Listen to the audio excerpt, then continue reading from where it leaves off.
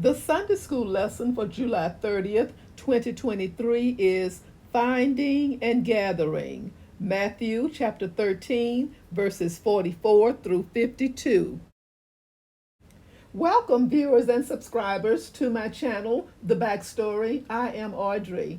If you are new here, please know that you will become aware of the events that take place before each Sunday school lesson. The agenda is a standardized one. I will share the backstory, read the lesson text, and offer a brief lesson summary. After you have finished watching this video presentation, if it is of any benefit, of any value to you, please subscribe so that my channel will continue to grow one subscriber and one viewer at a time. Thank you so much for your support. The backstory. Let's begin. In order to put this narrative in its proper context, we must look first at what people in the first century AD valued as they accumulated wealth or were unable to do so. In the ancient world, a person's wealth was recognized in terms of physically possessing tangible assets such as livestock, precious metals, or luxurious attire. According to Genesis chapter 13, verse 2, and Abram was very rich in cattle, in silver, and in gold.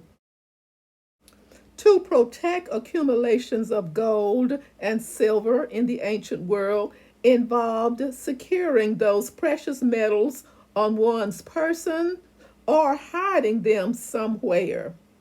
Now, Jesus told parables that include enough detail to make a point while allowing the reader to imagine other details. Jesus' parables are usually sparse on details, including only what was necessary to make his point or points. Today's lesson includes 4 of these many narratives that are only found in Gospel of Matthew. These are descriptions of first century life in a few words that make a powerful point. Verse 44, the kingdom of heaven is like treasure hidden in a field. When a man found it, he hid it again, and then in his joy went and sold all he had and bought that field.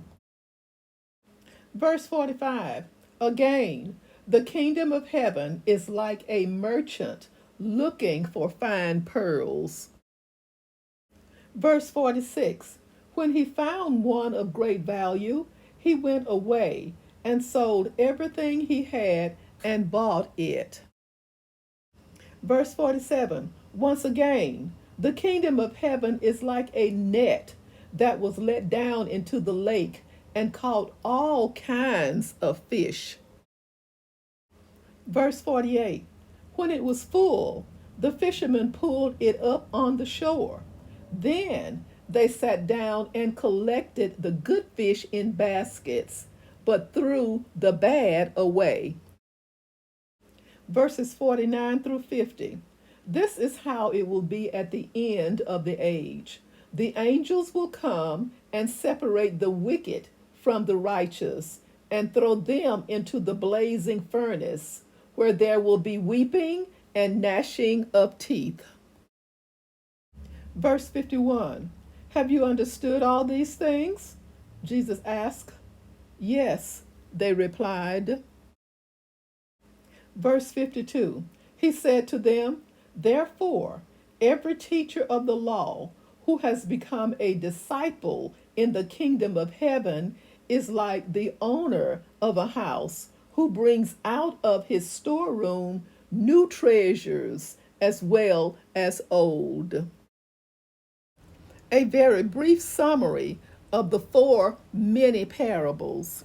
These parables are referred to as kingdom parables because they contrast the kingdom of heaven with the kingdoms of this world.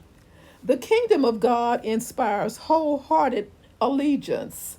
Anyone, anywhere can become a part of God's kingdom. When one discovers this kingdom, all other loyalties are secondary.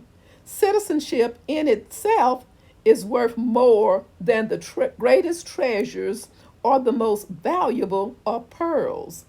The parables emphasize two ways that people can respond to Jesus.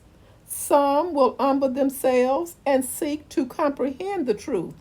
Others will conclude that they know it all already and refuse to listen. Matthew's account of Jesus' visit to his hometown illustrates the latter response.